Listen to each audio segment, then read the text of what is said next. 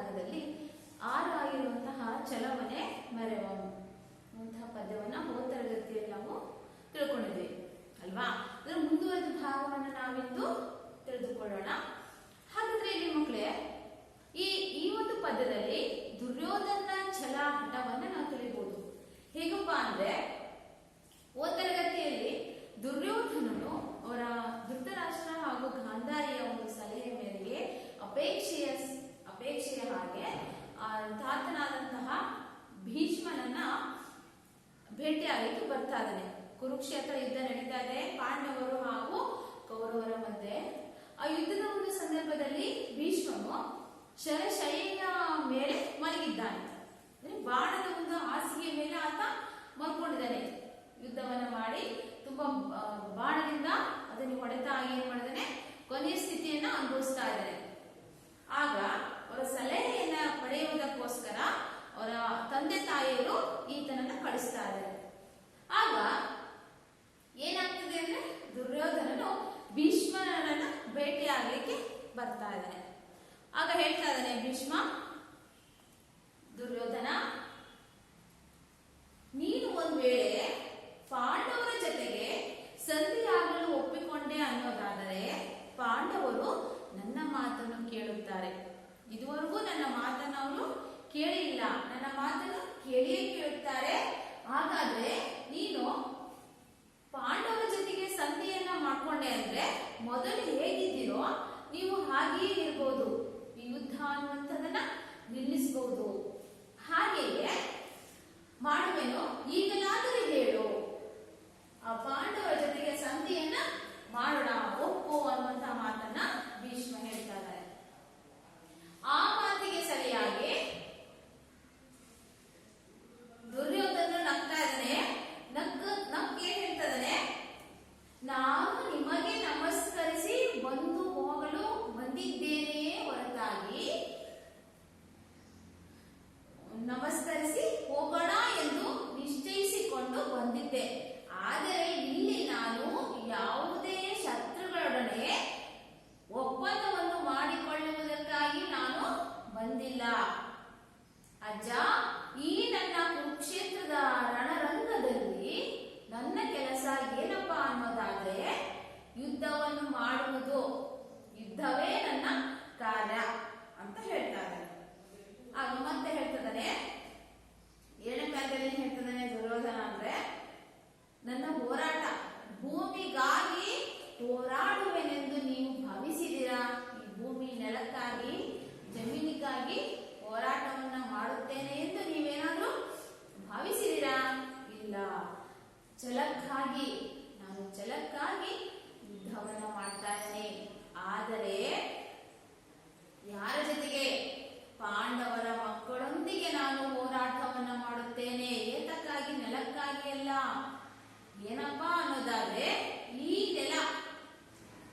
ನೆಲ ನನಗೆ ಹಾಳು ಬಿದ್ದಿರುವಂತಹ ಒಂದು ನೆಲ, ಹಾಳು ನೆಲ, ಹಾಳು ನೆಲ ಅಂತ ಹೇಳ್ತಲ್ವಾ, ಆ ಭೂಮಿಯಲ್ಲಿ ಯಾವುದೇ ರೀತಿಯ ಬೆಳೆಗಳನ್ನು ಬೆಳಲಿಕ್ಕೆ ಆಗದೆ ಇರುವಂತಹ ಒಂದು ನೆಲ.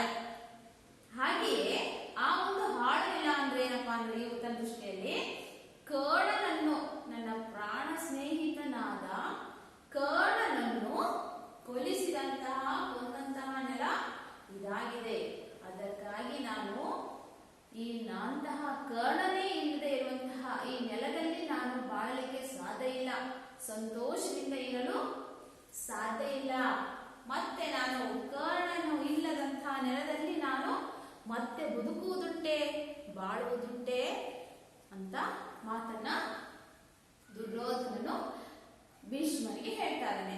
ಹಾಗಾದ್ರೆ ಮಕ್ಕಳೇ, ಇದಾದ ನಂತರ ಇಷ್ಟು ನಾವು ಹಿಂದಿನ ತರಗತಿಯಲ್ಲಿ ಅಧ್ಯಯನ ಮಾಡಿದೀವಲ್ವಾ, ಈಗ ಮುಂದೆ ಏನು ಇವರಿಬ್ಬರ ಮಧ್ಯೆ ಸಂಭಾಷಣೆ ನಡೀತದೆ ಅನ್ನುವಂತ ನೋಡೋಣ. ಪಠ್ಯಪುಸ್ತಕ ತಂದಿದ್ದೀರಲ್ವ ಮಕ್ಕಳೇ? ಓಕೆ, ಪುಟ ಸಂಖ್ಯೆ 137, 3ನೇ ಪ್ಯಾರ. ಹೂ ಅಂತ ಇದೆಯಲ್ಲ, ಅದು ಉತ್ಪಲ ಮಾಲಾವೃತ್ತ ಪದ್ಯ. ಎಕ್ಸಾಮ್ ಅಲ್ಲಿ ಇದನ್ನು ಪ್ರಶ್ನೆ ಮಾಡ್ತಾರೆ. ವೃತ್ತಗಳ ಸಂಬಂಧಪಟ್ಟಾಗೆ ಖ್ಯಾತ ಕರ್ನಾಟಕಗಳು ಅಂತ ಹೋದ್ ಕ್ಲಾಸಲ್ಲಿ ನಿಮ್ಗೆ ಹೇಳ್ಕೊಡ್ತೀನಿ. 9ನೇ ತರಗತಿಯಲ್ಲಿ ಅಧ್ಯಯನ ಮಾಡ್ತೀರಲ್ವಾ. ಈಗ ಎನ್ನ ಅಣುಗಾಳ ಎನ್ನನುಗಳ ತಮ್ಮನ್ ಇಕ್ಕಿದ ಪಾರ್ಥ ಭೀಮರು ಉಳ್ಳ ಅನ್ನೆಗಂ ವಲ್ಲೆ ಎನ್ನ ಹಸು ಉಳ್ಳಿನಂ ಅಜ್ಜ ಸಂಧಿಯಂ ಮುನ್ನಂ ಅವಂದಿರ್ ಇಬ್ಬರುಮನ್ ಇಕ್ಕುವೆನ್ ಇಕ್ಕಿ ಬಳಿಕೆ ಸಂಧಿ ಗೈವನ್ ನೆಗಳ್ದಿ ಅಂತ ಕಾತ್ಮಜನೋಳ್ ಎನ್ನ ಅಳಲ್ ಆರಿದೊಡೆ ಆಗದು ಎಂಬೆನೆ. ಎಷ್ಟು ನಾಲ್ಕನೇ ಪೇರ. ಪುಟ್ಟಿದ ನೂರ್ವರುಂ ಒಡ ಹುಟ್ಟಿದ ನೂರ್ವರುಂ ಇದಿರ್ಚಿ ಸತ್ತೊಡೆ ಕೋಪಂ ಹುಟ್ಟಿ ಪೊದಳ್ದು ಸತ್ತರ್ ಪುಟ್ಟರೆ ಪಾಂಡವರೋಳ್ ಇರಿದು ಛಲಮನೆ ಮೆರೆವೆಂ. ಐದನೇ ಪದ್ಯ. ಕಾದದಿ ಇರೆನ್ ಅಜ್ಜ ಪಾಂಡವರ್ ಆದರ್ ಮೇಲ್ ಇಂದಿನ ಒಂದೇ ಸಮರದೋಳ್ ಆಮ್ ಮೇಲ್ ಆದೆನ್ ಅದರಿಂದೆ ಪಾಂಡವರ್ಗೆ ಆದುದು ಮೇಲ್ ಆಯ್ತು ಕೌರವಂಗೆ ಅವನೀತಳಂ. ಮಕ್ಕಳೇ ಪದಗಳ ಅರ್ಥ ಬರ್ತೀನಿ ಬರ್ಕೊಳ್ಳಿ.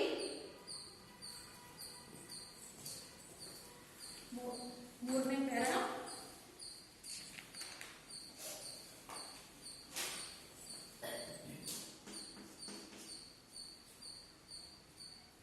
ಅಣುಗಾಳ್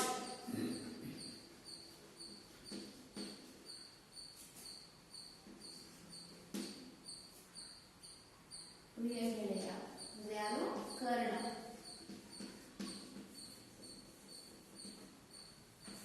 ಯಾರಿಗೆ? ದುರ್ಯೋಧನನಿಗೆ. ನೆಕ್ಸ್ಟ್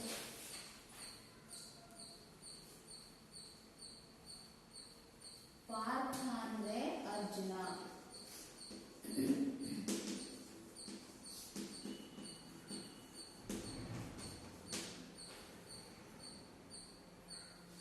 ಅಣುಗದಮ್ಮ.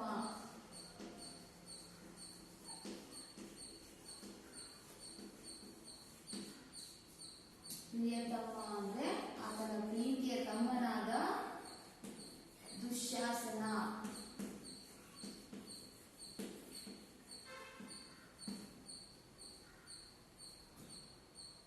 ಹಸು ಅಂದ್ರೆ ಪ್ರಾಣ.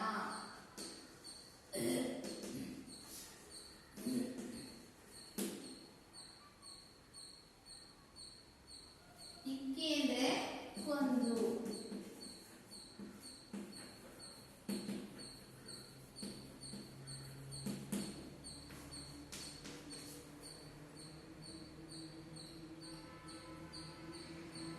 ಅಂತಕಾತ್ಮಜ.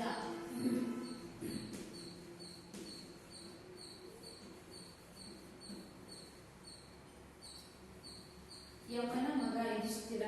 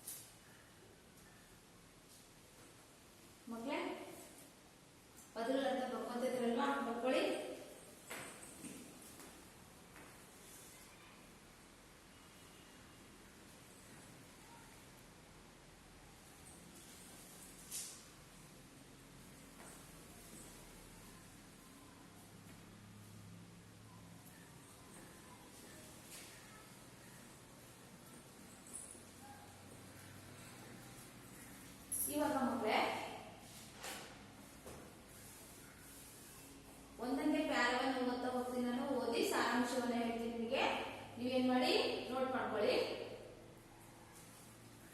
ಎಲ್ಲರೂ ಬರ್ಕೊಳ್ರಿ ಮಕ್ಕಳೇ.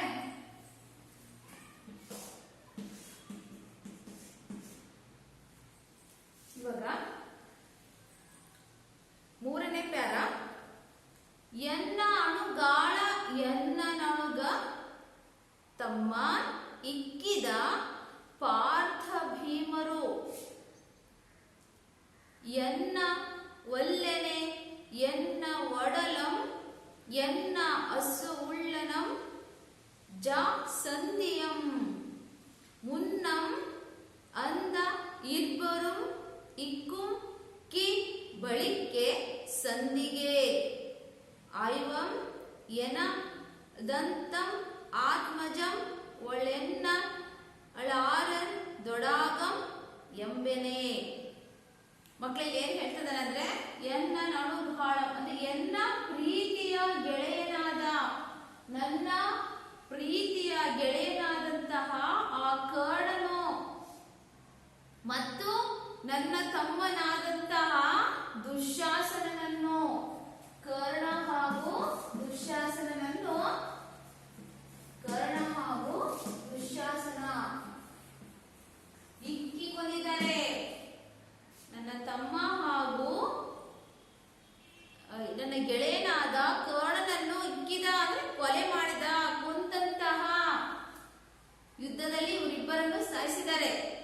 ಯಾರವರು? ಪಾರ್ಥ ಹಾಗೂ ಭೀಮರು. ಪಾರ್ಥ ಹಾಗೂ ಭೀಮ. ಪಾರ್ಥ ಅಂದ್ರೆ ಯಾಕೆ ಮಕ್ಕಳೇ ನಾವು ಅರ್ಜುನನಿಗೆ ಕರೀತೇವೆ, ಹಾಗೂ ಭೀಮ. ಭೀಮ ಹಾಗೂ ಅರ್ಜುನ ಇವರಿಬ್ರು ಯಾರು? ಅಣ್ಣ ತಪ್ಪಂದಿರಲ್ವಾ? ಇವರಿಬ್ರು ಏನ್ ಮಾಡಿದ್ದಾರೆ? ನನ್ನ ಪ್ರಾಣ ಸ್ನೇಹಿತನಾದಂತಹ ಆ ಕರ್ಣನು ಕೊಂದಿದ್ದಾನೆ, ಹಾಗೆಯೇ ಭೀಮನು ದುಶ್ಯಾಸನನನ್ನು ಕೊಂದಿದ್ದಾನೆ. ಇವರಿಬ್ಬರು ನನ್ನ ತಮ್ಮ ಹಾಗೂ ನನ್ನ ಗೆಳೆಯನಾದಂತಹ ಅರ್ಜುನನನ್ನು ಕೊಂದಿದ್ದಾರೆ. ಅರ್ಜುನ ಕರ್ಣನನ್ನು ಕೊಂದಿದ್ದಾನೆ. ಇವರಿಬ್ಬರು ಜೀವಂತವಾಗಿ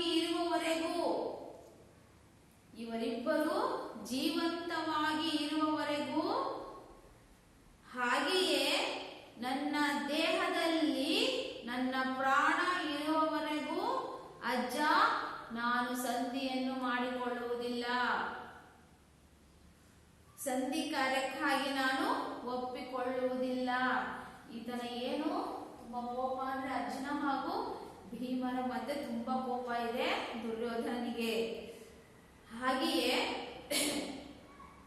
ಇವರಿಬ್ಬರು ಜೀವಂತವಾಗಿ ಇರುವವರೆಗೂ ಹಾಗೂ ನನ್ನ ದೇಹದಲ್ಲಿ ಪ್ರಾಣ ಇರುವವರೆಗೂ ಅಜ್ಜ ನಾನು ಸಂಧಿಗೆ ಒಪ್ಪಿಕೊಳ್ಳುವುದಿಲ್ಲ. ಸಂಧಿಯಂ ಮುನ್ನಂ ಇಂದ ಇಬ್ಬರು ಅನಿಕ್ಕುಂ. ಇವರಿಬ್ಬರನ್ನು ಕೊಂದ ಬಳಿಕ, ಯಾರು? ಅರ್ಜುನ ಹಾಗೂ ಭೀಮ ಇವರಿಬ್ಬರನ್ನು ಕೊಂದ ಬಳಿಕ ಸಂಧಿಗೆ ನಾನು ಒಪ್ಪಿಕೊಳ್ಳುತ್ತೇನೆ. ಹೇಗೆ ಅಂದ್ರೆ ಎನ್ನ ದಂತ ಆತ್ಮಜ, ಅವಾಗ ಹೇಳಿದೆ ಯಮನ ಮಗನಾದಂತಹ ಯುಧಿಷ್ಠಿರ ಹಾಗೂ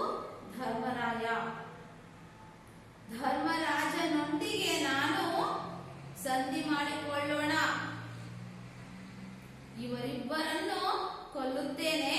ಕೊಂದ ಮೇಲೆ ಪ್ರಸಿದ್ಧವಾದಂತಹ ಶ್ರೇಷ್ಠನಾದಂತಹ ಆ ಧರ್ಮರಾಜನೊಡನೆ ನಾನು ಸಂಧಿಯನ್ನು ಮಾಡಿಕೊಳ್ಳುತ್ತೇನೆ. ಅದು ನನ್ನ ದುಃಖ ಆರಿದ ಮೇಲೆ, ನನ್ನ ನೋವು ನನ್ನ ದುಃಖ ಆರಿದ ಮೇಲೆ ಆ ನಂತರದಲ್ಲಿ ನೋಡೋಣ, ಯುಧಿಷ್ಠಿರನ ಜೊತೆಗೆ ಸಂಧಿಯನ್ನು ಮಾಡೋಣ ಅನ್ನುವಂತಹ ಮಾತನ್ನು ದುರ್ಯೋಧನನು ಭೀಷ್ಮರಿಗೆ ಹೇಳುತ್ತಾನೆ. ಇಲ್ಲಿ ನೋಡಿ, ಹಾಗಾದ್ರೆ ಇಲ್ಲಾದ ನಿರ್ಧಾರ ಏನು?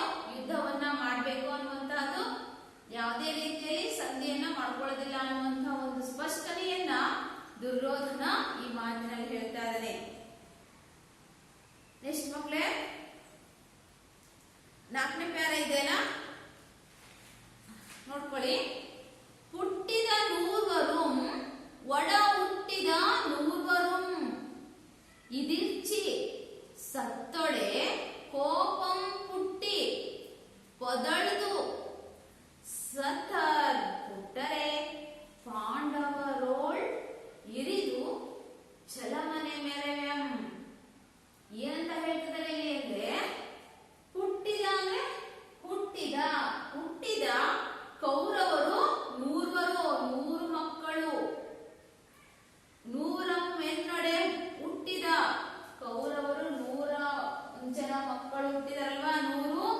ಎನ್ನ ಒಡ ಹುಟ್ಟಿದ 100 ಜನ ಸಹೋದರರನ್ನು ಹೋರಾಡಿ ಸತ್ತರು. ನೋಡಿ, 100 ಇರ್ಚಿ ಸತ್ತೊಡೆ ಕೋಪಂ. ನೋಡಿ, ನನ್ನ 100 ಜನ ನನ್ನ ಸಹೋದರರು, ಕೌರವರ 100 ಮಕ್ಕಳು ಹುಟ್ಟಿದರೆ, ಹಾಗೆಯೇ ಈ 100 ಜನ ನನ್ನ ಸಹೋದರರನ್ನು ಹೋರಾಡಿ ಇರ್ಚಿ ಪಾಂಡವರು ಏನ್ ಮಾಡಿದ್ದಾರೆ? ಕೊಂದಿದ್ದಾರೆ, ಸತ್ರು. ಹೋರಾಟವನ್ನ ಮಾಡಿ ಅವರು ಸತ್ತರು. ಆದ್ದರಿಂದ ಇನ್ನೂ ಹೆಚ್ಚು ನನಗೆ ಕೋಪ ಅಧಿಕವಾಯಿತು. ಸತ್ತಡೆ ಕೋಪಂ ಹುಟ್ಟಿ. ಈ 100 ಜನ ಸಹೋದರರನ್ನು ಕೊಂದ್ರಲ್ವಾ, ಸತ್ತರಲ್ವಾ, ಅದಕ್ಕಾಗಿ ನನ್ನ ಕೋಪ ಹೆಚ್ಚಾಯಿತು. ಹೆಚ್ಚಾದಂತಹ ಕೋಪದಿಂದ ಅಧಿಕವಾಯಿತು. ಹಾಗಾದ್ರೆ ನಾನು ಸಂಧಿಯನ್ನ ಮಾಡ್ಕೊಳ್ತೀನಿ. ಆದ್ರೆ ಈ ಸತ್ತಂತಹ ನನ್ನ 100 ಜನ ಸಹೋದರರು ಮತ್ತೆ ಹುಟ್ಟಿ ಹುಡುಕ್ತಾರೆಯೇ? ಹುಟ್ಟಿ ಬದಲು ಹುಟ್ಟರೆ? ಹಾಗಾದ್ರೆ ಈ 100 ಜನ ಸಹೋದರರು ಸತ್ತಂತವರು ಮತ್ತೆ ಪುನಃ ಹುಟ್ಟಿ ಬರುವರೇ? ಇಲ್ಲ. ಹಾಗಾದ್ರೆ ಅವರು ಮತ್ತೆ ಬಂದು ಹುಟ್ಟುತ್ತಾರೆಯೇ? ಅವರು ಬಂದು ಹುಟ್ಟುವುದಿಲ್ಲ. ಹಾಗೆಯೇ ನಾನು ಪಾಂಡವರೊಳ್ ಇರಿದು ಛಲಮನೆ ಮೆರೆವಂ. ನಾನು ಪಾಂಡವರ ಜೊತೆಗೆ ಹೋರಾಟವನ್ನು ಮಾಡಿ ನಾನು ಛಲದಿಂದ ಮೆರೆವೆನು. ಛಲದಿಂದ, ಹಠದಿಂದ ನಾನು ಯುದ್ಧವನ್ನು ಮಾಡುವೆನು ಎಂದು ದುರ್ಯೋಧನನು ಈ ಮಾತನ್ನು ಹೇಳುತ್ತಾನೆ. ಮಕ್ಕಳಿಗೆ ನಿಮಗೆ ಕಂಠಪಟ ಪದ್ಯ ಎಲ್ಲ ಕಲಿಬೇಕು. ಯಾರ ಅರ್ಥ ಆಯ್ತಲ್ವಾ?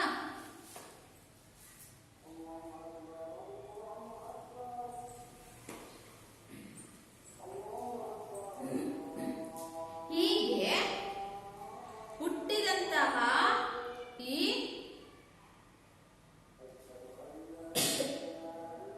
ಪಾಂಡವರೋಳ್ ಇರಿದು ಛಲಮನೆ ಮೆರೆವಂ.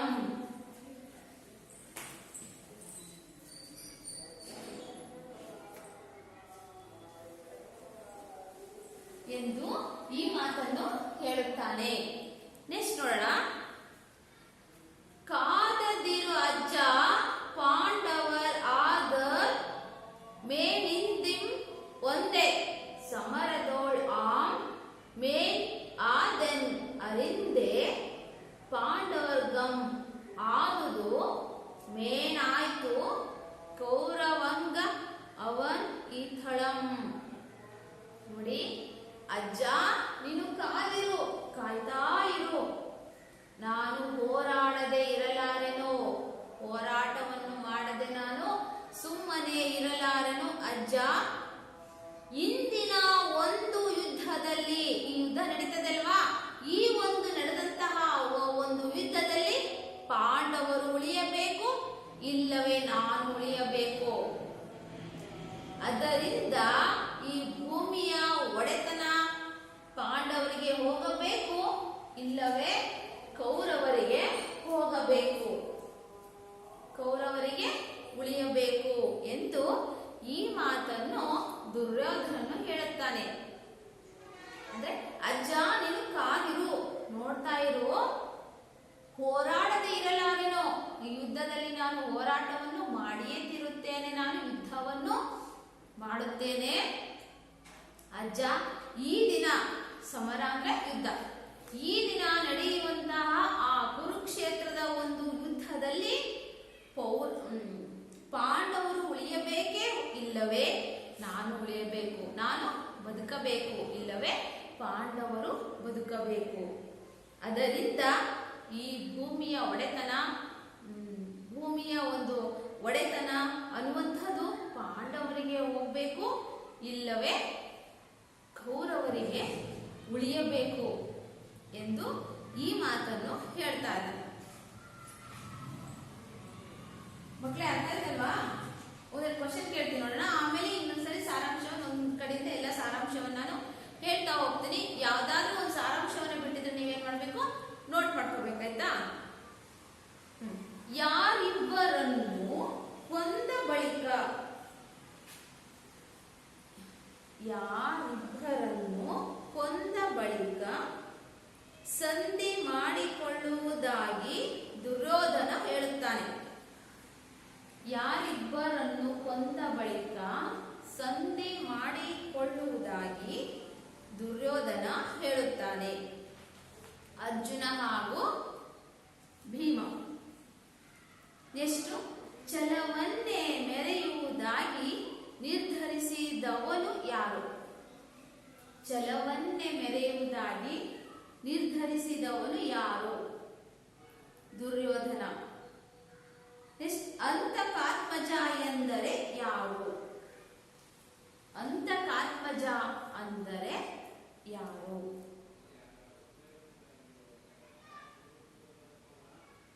ಅಂತಕಾತ್ಮಜ ಎಂದರೆ ಯಾರು?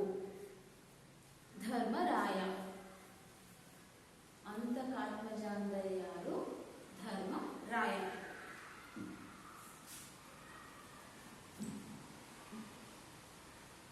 ನೆಕ್ಸ್ಟ್, ತಾನು ಹೋರಾಡುತ್ತಿರುವುದು ನೆಲಕ್ಕಲ್ಲ ಛಲಕ್ಕೆ ಎಂಬುದನ್ನು ದುರ್ಯೋಧನ ಹೇಗೆ ವಿವರಿಸುತ್ತಾನೆ? ಇದು 2 ಅಂಕದ ಪ್ರಶ್ನೆ.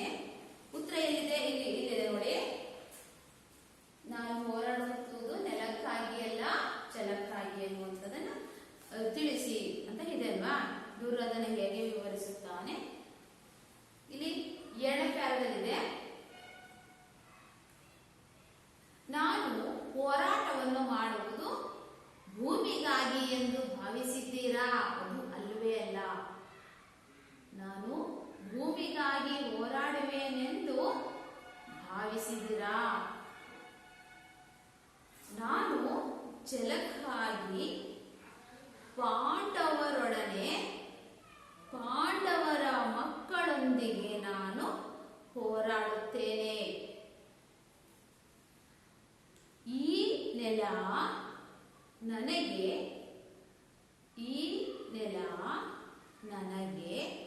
ಹಾಳು ಬಿದ್ದಿರುವ ನೆಲ.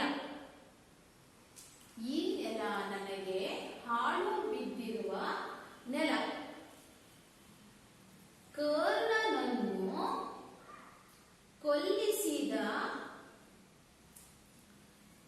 ನನ್ನ ಪ್ರೀತಿಯ ಗೆಳೆಯನಾದ ಕರ್ಣನನ್ನು ಕೊಲ್ಲಿಸಿದ ಈ ನೆಲದೊಡನೆ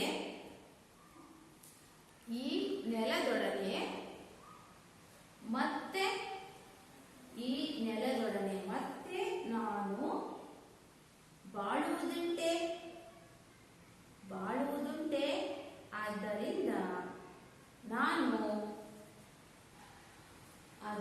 ನಾನು ಈ ಭೂಮಿಗಾಗಿ ಹೋರಾಟವನ್ನು ಮಾಡುವುದಿಲ್ಲ, ಛಲಕ್ಕಾಗಿ ಹೋರಾಟವನ್ನು ಮಾಡುತ್ತೇನೆ ಎಂದು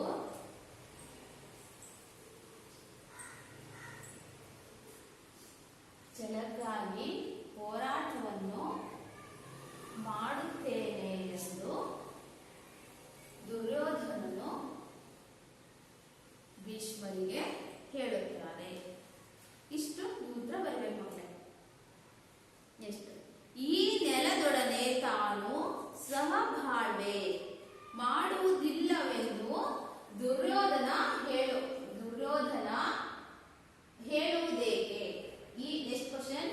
ಈ ನೆಲದೊಡನೆ ತಾನು ಸಹಬಾಳ್ವೆ ಮಾಡುವುದಿಲ್ಲವೆಂದು ದುರ್ಯೋಧನ ಹೇಳುವುದೇಕೆ?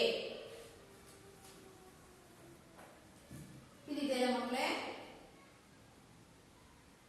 ಇದೇ ಉತ್ತರ ಬರುತ್ತೆ.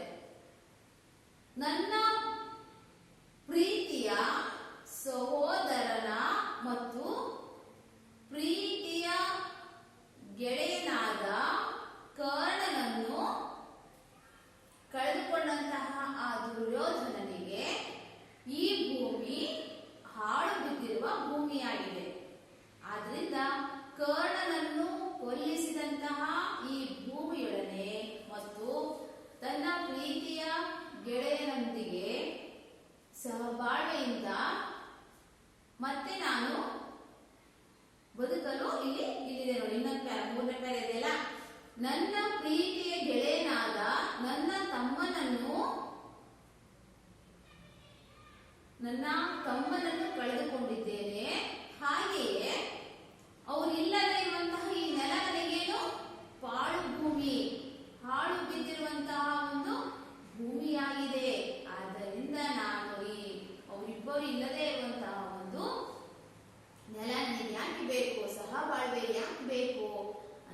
ಕರ್ಣ ಹೇಳ್ತಾನೆ.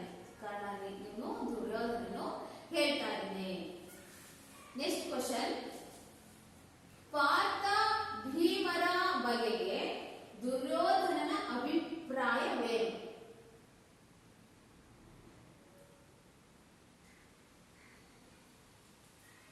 ಪಾರ್ಥ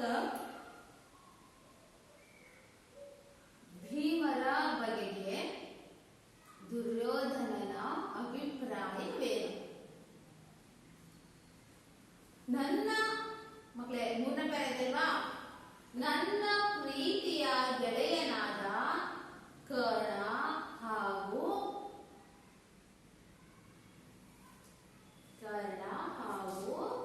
ನನ್ನ ಪ್ರೀತಿಯ ತಮ್ಮನಾದಂತಹ ಆ ದುಶ್ಯಾಸನನನ್ನು ಪಾಂಡವರು ಕೊಂದಿದ್ದಾರೆ ಅಲ್ವಾ? ಯಾರು ಕೊಂದ್ರು? ಪಾಂಡವರು, ಮುಖ್ಯವಾಗಿ ಅರ್ಜುನ ಹಾಗೂ ಭೀಮರು ಕೊಂದರು. ಹಾಗೆಯೇ ಅರ್ಜುನ ಹಾಗೂ ಭೀಮರು ಜೀವಂತವಾಗಿ ಇರುವವರೆಗೂ, ಇವರಿಬ್ಬರು ಜೀವಂತವಾಗಿ ಇರುವವರೆಗೂ, ಹಾಗೆಯೇ ನನ್ನ ದೇಹದಲ್ಲಿ ಪ್ರಾಣ ಇರುವವರೆಗೂ ಅಜ್ಜ ನಾನು ಯಾವುದೇ ಕಾರಣಕ್ಕಾಗಿಯೂ ಸಂಧಿಕಾರವನ್ನು ಒಪ್ಪಿಕೊಳ್ಳುವುದಿಲ್ಲ. ಮೊದಲು ಇವರಿಬ್ಬರನ್ನು ಕೊಂದ ಬಳಿಕ, ಇವರಿಬ್ಬರನ್ನು ಕೊಲ್ಲುತ್ತೇನೆ, ಕೊಂದ ಮೇಲೆ ಪ್ರಸಿದ್ಧವಾದ ಧರ್ಮರಾಜನೊಡನೆ ಸಂಧಿ ಮಾಡಿಕೊಳ್ಳೋಣ. ಆದರೆ ನನ್ನ ದುಃಖ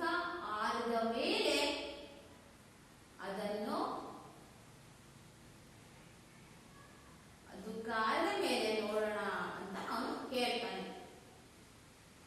ಅದನ್ನು ಬೇಕು ಎನ್ನುವೇನು ಅಂದ್ರೆ ಸಂಧಿಕಾರ ಬೇಕು ಅಥವಾ ಬೇಡ ಅನ್ನುವಂಥ ಮಾತನ್ನ ನಾನು ನಿಮಗೆ ಹೇಳುತ್ತೇನೆ ಅನ್ನುವಂಥ ಮಾತನ್ನ ದುರ್ಯೋಧನ ಹೇಳುತ್ತಾನೆ. ನೆಕ್ಸ್ಟ್,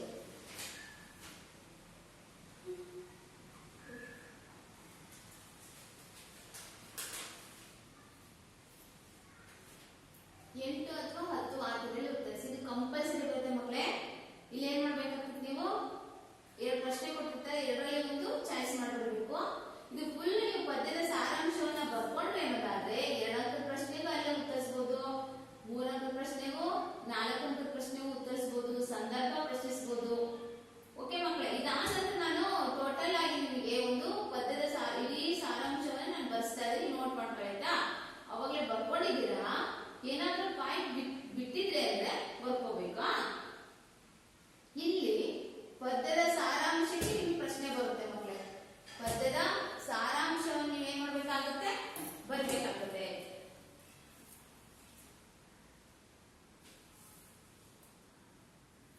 ಭೀಷ್ಮ ಮತ್ತು ದುರ್ಯೋಧನರ ನಡುವಿನ ಸಂಭಾಷಣೆಯ ಸ್ವಾರಸ್ಯವನ್ನು ವಿವರಿಸಿ ಬರೆಯಿರಿ.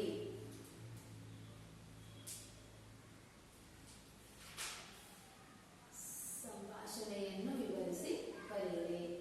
ದುರ್ಯೋಧನ ಛಲದ ಗುಣ ಅವನ ಮಾತುಗಳಲ್ಲಿ ವ್ಯಕ್ತವಾಗಿರುವ ಬಗೆಯನ್ನು ವಿವರಿಸಿ.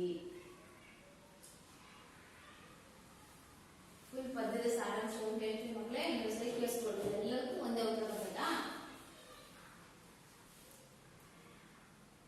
ಇವರಿಬ್ಬರ ನಡುವಿನ ಸಂಭಾಷಣೆ ಇದೆಲ್ಲ ಫುಲ್ ಏನ್ ಮಾಡಬೇಕಾಗುತ್ತೆ, ನೀವು ಮೊದಲಿಂದ ವಚನ ಅಲ್ಲಿಂದ ಈ 5 ಪ್ಯಾರ ನೀವು ಬರಬೇಕು.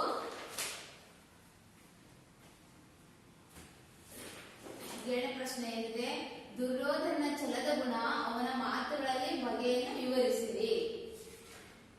ಓಕೆ, ಏನದು?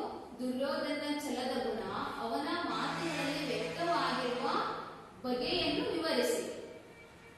ಓಕೆ, ನಾ ಹೇಳ್ತಾ ಸ್ವಲ್ಪ ನೋಟ್ ಮಾಡ್ಕೊಳ್ಳಿ ನೀವು.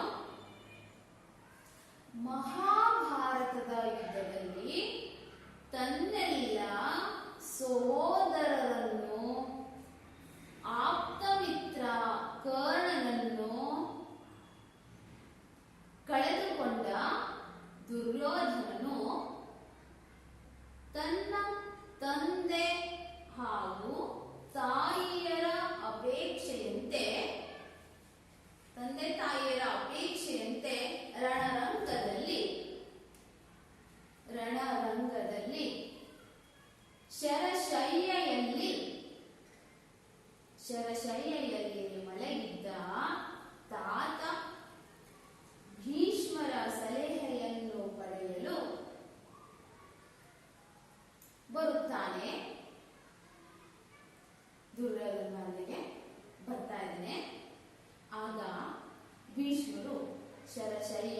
ಹಾಸಿಗೆಯ ಬಾಣದ ಒಂದು ಹಾಸಿಗೆಯ ಮೇಲೆ ಮಲಗಿದ್ದಾರೆ.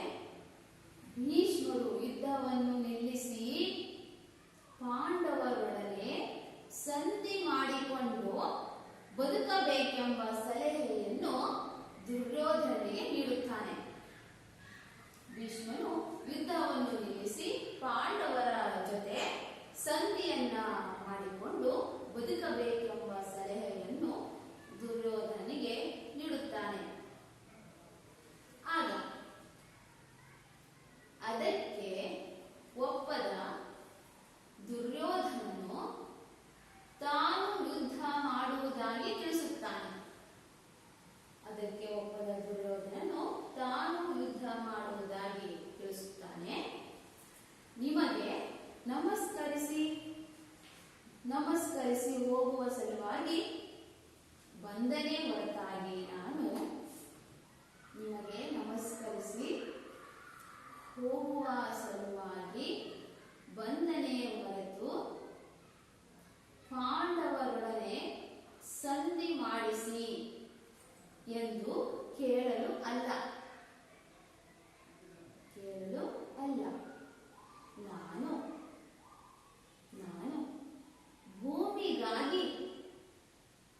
ನಾನು ಭೂಮಿಗಾಗಿ ಯುದ್ಧ ಮಾಡುತ್ತಿದ್ದೇನೆಂದು ಭಾವಿಸಿದಿರಾ?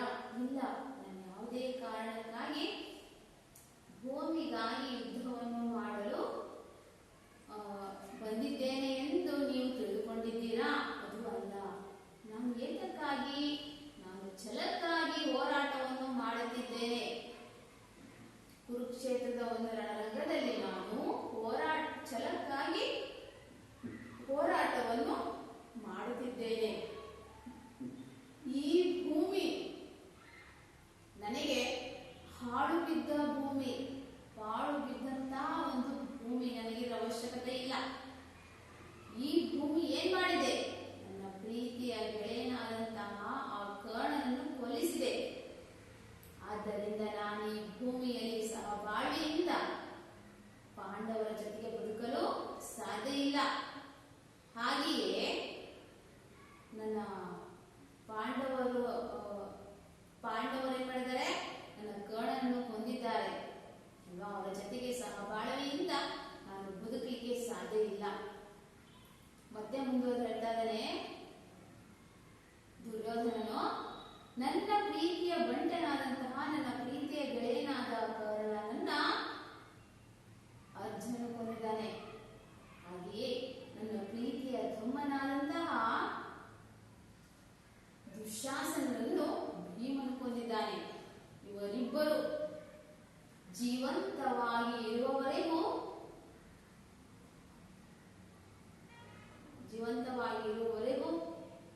ಹಾಗೂ ನನ್ನ ದೇಹದಲ್ಲಿ ನನ್ನ ಪ್ರಾಣ ಇರುವವರೆಗೂ ನಾನು ಸಂಧಿಗೆ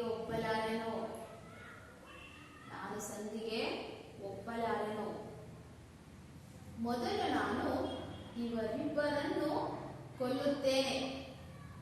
ನಾನು ಇವರಿಬ್ಬರನ್ನು ಕೊಲ್ಲುತ್ತೇನೆ. ಯಾರನ್ನ? ಅರ್ಜುನ ಹಾಗೂ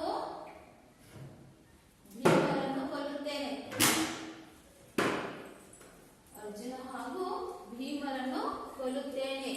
ಇವರಿಬ್ಬರನ್ನು ಕೊಂದ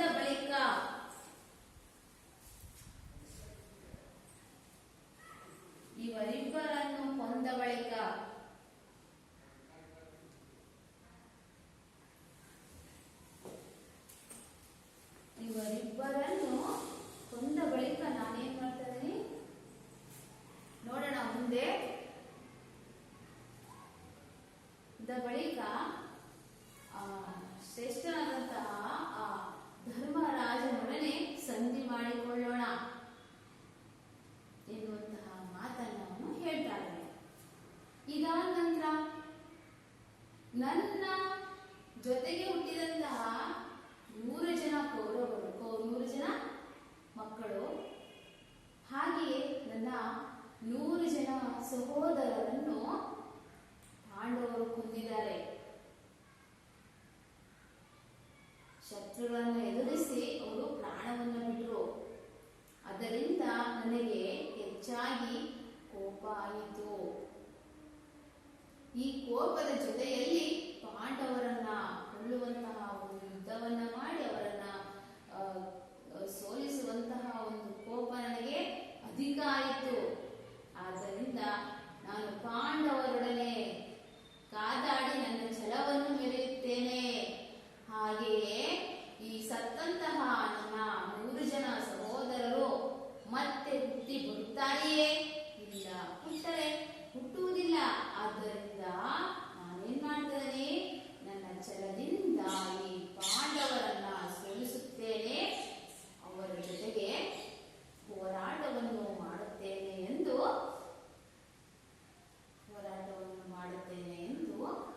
ದುರ್ಯೋಧನನು ಹೇಳುತ್ತಾನೆ. ಅದ್ರ ಜೊತೆಗೆ ಮತ್ತೆ ಈ ನೆಲ, ಈ ಛಲದಿಂದ ನಾನು ಹೋರಾಡಿದಂತಹ ಈ ನೆಲದ ಒಡೆತನ ಇಲ್ಲವೇ ಪಾಂಡವರಿಗೆ ಸಿಗ್ಬೇಕು, ಇಲ್ಲವೇ ನನಗೆ ಸಿಗ್ಬೇಕು. ಇಲ್ಲವೇ ಪಾಂಡವರು ಉಳಿಯಬೇಕು, ಇಲ್ಲವೇ ನಾನು ಉಳಿಯಬೇಕು. ಅಲ್ಲಿಯವರೆಗೂ ನಾನು ಛಲದಿಂದ ಹೋರಾಟವನ್ನು ಮಾಡಿಯೇ ತೀರುತ್ತೇನೆ, ಎಂದು ದುರ್ಯೋಧನನು ಭೀಷ್ಮರೆದುರಿಗೆ ಹೇಳುತ್ತಾನೆ.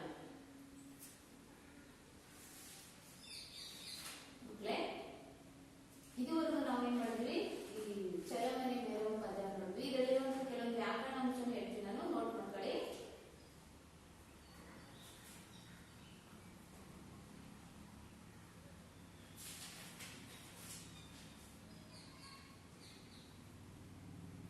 ಬರ್ಕೊಳ್ಳಿ, ಭಾಷಾಭ್ಯಾಸ ವ್ಯಾಕರಣಾಂಶ ಬರ್ಕೊಳ್ಳಿ ಮಕ್ಕಳೇ. ಭಾಷಾ ಚಟುವಟಿಕೆ ಅಂತಿದೆಯಲ್ಲ, ಅಲ್ಲಿ ಬರ್ಕೊಳ್ಳಿ. ಇದೇ ಪ್ರಶ್ನೆ ಎಕ್ಸಾಮ್ ಅಲ್ಲಿ 3 ಅಂಕ ಪ್ರಶ್ನೆ ಬರುತ್ತೆ. ಒಂದೇದು, ಕೊಟ್ಟಿರುವ ಪದ್ಯದ ಸಾಲುಗಳಿಗೆ ಪ್ರಸ್ತಾರ ಹಾಕಿ ಗಣ ವಿಭಾಗ ಮಾಡಿ ಛಂದಸ್ಸಿನ ಹೆಸರನ್ನು ಬರೆಯಿರಿ.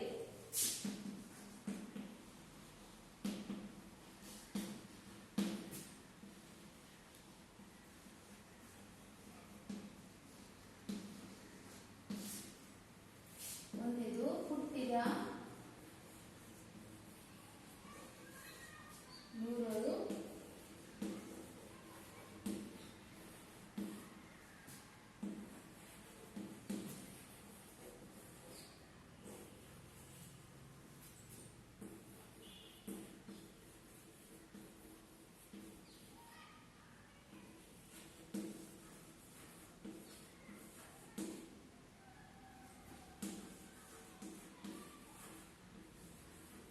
ಹೆಚ್ಚಿ, ಸತ್ತೊಡೆ,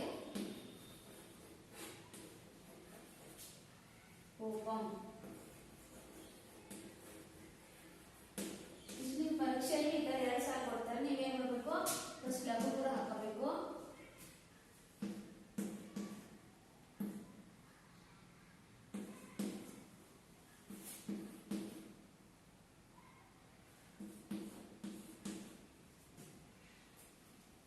ನೋಡಿ, ಇದು ಅರ್ಥ ಹೊತ್ತಿದೆಯಲ್ಲ, ಒತ್ತಕ್ಷರ ಆಗುತ್ತೆ. 4 ಮಾತ್ರ 4 ಹಾಕಬೇಕು.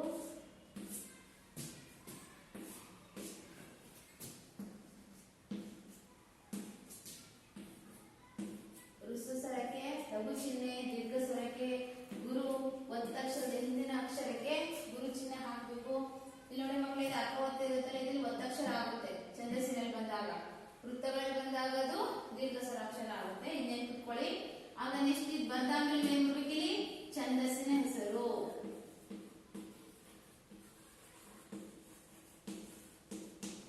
ಕಂದ ಪದ್ಯ ಅಂತ ಬರುತ್ತಾ.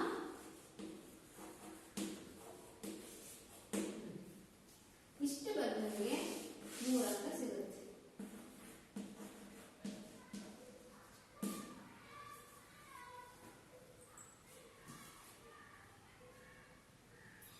ನೆಕ್ಸ್ಟ್ ಇನ್ನೊಂದು ಸಾಲಿದೆಯಲ್ಲ,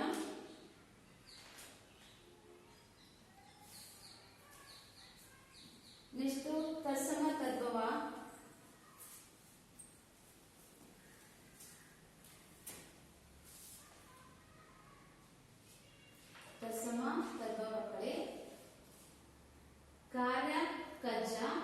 ಅಜ್ಜ ಆದ. ಕಾದ ಕಜ್ಜ ಅಜ್ಜ ಆದ.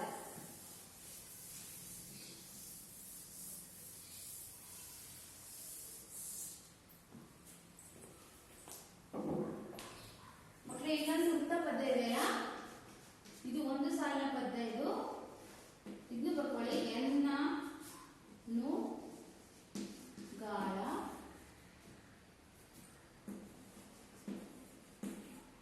ನೆನ್ನನು ಬದಮ್ಮನ ಜಾಗ ಇದೆ, ಕಿಲೆ ಬರ್ತದೆ ಕೆಳಗೆ. ನೀವು ಒಂದು ಸಾಲು ಉದ್ದ ಬರ್ಕೋಬೇಕಾ? ಬದಮ್ಮನ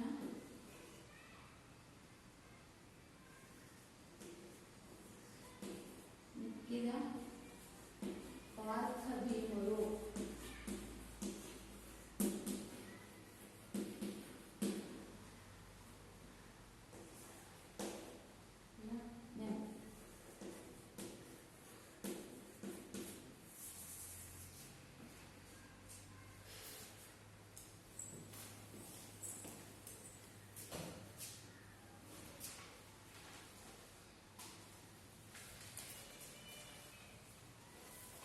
ಇದು ಉತ್ಪಲ ಮಾಲಾ ವೃತ್ತ. ಫಸ್ಟ್ ಏನ್ ಮಾಡಬೇಕು?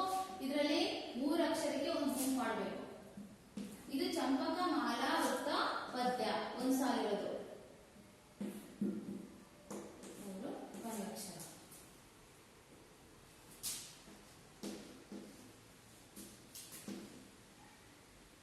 ಒತ್ತಕ್ಷರ ಹಿಂದಿನ ಅಕ್ಷರ ಗುರು. ಈ ಒತ್ತಕ್ಷರ ಇದೆಯಲ್ವಾ, ಇದು ಬರುತ್ತೆ.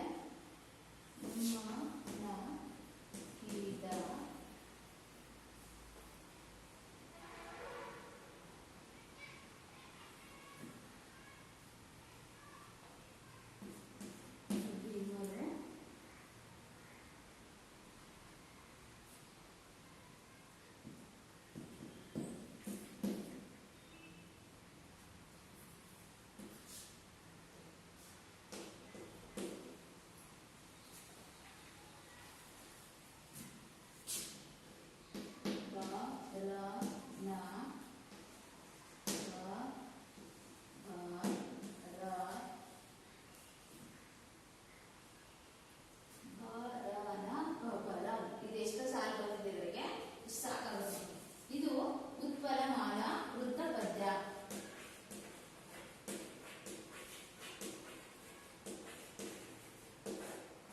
ಉಪ್ಪು ಪರೀಕ್ಷೆಯಲ್ಲಿ ನಿಮಗೆ ಎಷ್ಟು ಬರುತ್ತೆ?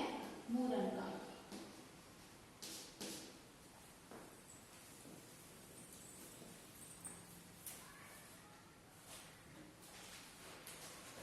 ಆಯ್ತಾ? ಇದು ಬರ್ಕೊಳ್ಳಿಲ್ಲ. ಒಂದು ಕ್ಲಾಸಲ್ಲಿ ಎಲ್ಲ ಸಮಾಸಗಳು ಹೇಳಿದಲ್ವ, ಇನ್ನೊಂದು ಹೇಳಿದೆ ಬರ್ಕೊಳ್ಳಿ. ಪಾರ್ಥ ಭೀಮರು ದ್ವಂದ್ವ ಸಮಾಸ. ಅಂತಕಾತ್ಮಜ ಇದು ಬಹುವ್ರೀಹಿ ಸಮಾಸ. ಅಂತಕಾತ್ಮಜ ಅಂದ್ರೆ ಯಾರು ಅಂತ ಪ್ರಶ್ನೆ ಬರ್ತಲ್ವಾ? ಅಂದ್ರೆ ಯಾರು? ಧರ್ಮರಾಯ ಅಂತ ಕರೀತಾರೆ. ದಿನಪ್ರಸ್ತುತ ಬರ್ಸಿದೆ ಅದನ್ನ. ಅದಾದ ನಂತರ ಕಂಠಪಾಠ ಪದ್ಯಗಳು. ನೆಲೆಗಿರುವನೆ ಬಗೆದಿದೆ, ಅದೊಂದು ಪುಟ್ಟಿದ ನೂರು. ಅವೆಲ್ಲ ನೀವೇನ್ ಮಾಡ್ಬೇಕಾಗುತ್ತೆ ಮಕ್ಕಳೇ? ಕಂಠಪಾಠ ಪದ್ಯವನ್ನು ನೀವು ಬರೀಬೇಕು, ಕಲಿಬೇಕು, ಮತ್ತೆ ಬರೀಬೇಕು. 4 ಅಂಕದ ಪ್ರಶ್ನೆ ಬರುತ್ತೆ. ಇದು ಕುರಿತಾಗಿ ಮತ್ತೆ 1 ಅಂಕದ ಪ್ರಶ್ನೆ ಎಷ್ಟರ ಯಾರು ಬರ್ಬೋದು ಅಂತ ಹೇಳ್ತೀನಿ, ನೋಟ್ ಮಾಡ್ಕೊಳ್ಳಿ. ನಿಮಗೆ ನಮಸ್ಕರಿಸಿ ಹೋಗಲು ಬಂದೇನಷ್ಟೇ ಎಂದು ದುರ್ಯೋಧನ ಯಾರಿಗೆ ಹೇಳುವನು?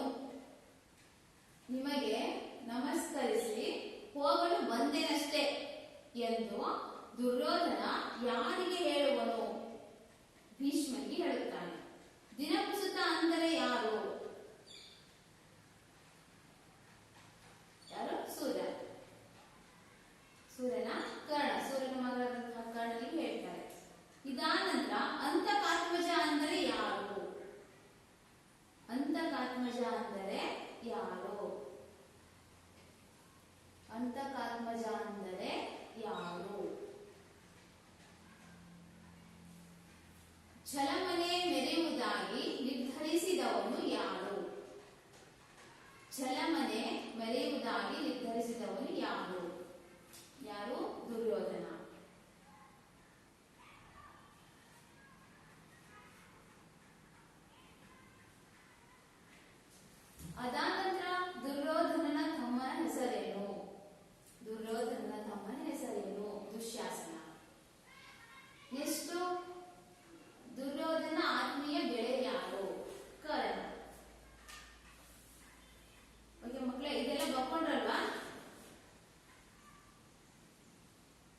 ಸುಯೋಧನ ಅಂದರೆ ಯಾರು?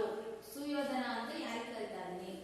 ದುರ್ಯೋಧನಿಗೆ ಕರೀತಾರೆ. ಸುಯೋಧನ ಅಂದ್ರೆ ದುರ್ಯೋಧನಿಗೆ ಕರೀತಾರೆ.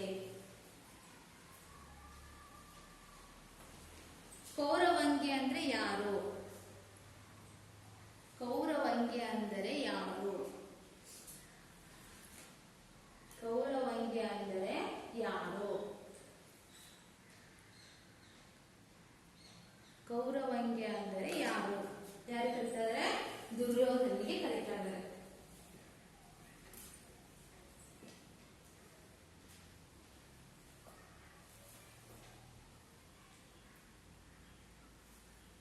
ಮಕ್ಕಳೇ, ನೀವು ಗೃಹಪಾಠ ಬರ್ಕೊಳ್ಳಿ. ಪ್ರಶ್ನೆ ಹೇಳ್ತಾ ಇದ್ರಿ.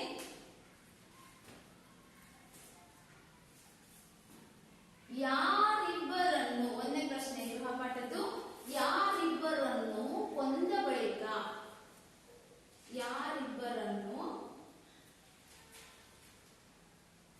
ಕೊಂದ ಬಳಿಕ, ಯಾರಿಬ್ಬರನ್ನು ಕೊಂದ ಬಳಿಕ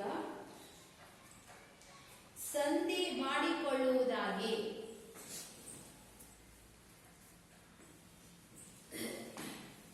ಯಾರಿಬ್ಬರನ್ನು ಕೊಂದ ಬಳಿಕ ಸಂಧಿ ಮಾಡಿಕೊಳ್ಳುವುದಾಗಿ ದುರ್ಯೋಧನ ಹೇಳುತ್ತಾನೆ.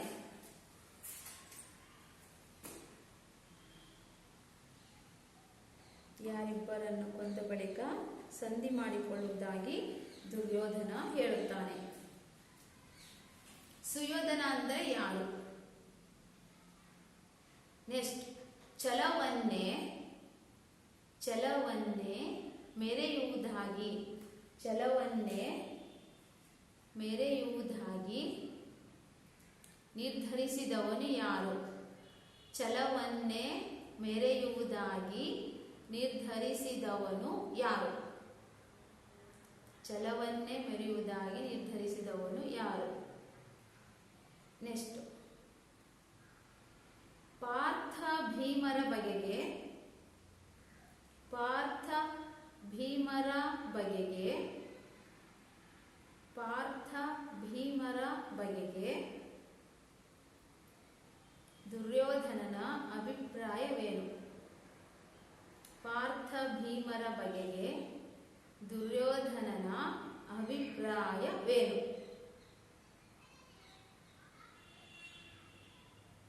ನೆಕ್ಸ್ಟ್ ಕ್ವಶನ್ ಇಂಪಾರ್ಟೆಂಟ್, 4ನೇ ಪ್ರಶ್ನೆ. ಭೀಷ್ಮ ಮತ್ತು ದುರ್ಯೋಧನರ ನಡುವಿನ, ಭೀಷ್ಮ ಮತ್ತು ದುರ್ಯೋಧನರ ನಡುವಿನ ಸಂಭಾಷಣೆಯನ್ನು ನಿಮ್ಮ ಮಾತುಗಳಲ್ಲಿ ಬರೆಯಿರಿ. ಸಂಭಾಷಣೆಯನ್ನು ನಿಮ್ಮ ಮಾತುಗಳಲ್ಲಿ ಬರೆಯಿರಿ. ಓಕೆ ಮಕ್ಕಳೇ, ಇದುವರೆಗೂ ನಾವು 10ನೇ ತರಗತಿಯಲ್ಲಿರುವಂತಹ 6ನೇ ಪದ್ಯವಾದಂತಹ ಚಲಮನೆ ಮೆರೆವ ಅನ್ನುವಂತಹ ಪದ್ಯವನ್ನ ಅರ್ಥ ಮಾಡ್ಕೊಂಡ್ವಿ, ಅಧ್ಯಯನ ಮಾಡಿದೀವಿ. ಹಾಗಾದ್ರೆ ಮುಂದಿನ ತರಗತಿಯಲ್ಲಿ ನಾವು ಉಳಿದಂತಹ ಪಾಠವನ್ನ ನಾವು ಅಧ್ಯಯನವನ್ನು ಮಾಡೋಣ. ಇದುವರೆಗೂ ಧನ್ಯವಾದಗಳು ಮಕ್ಕಳೇ.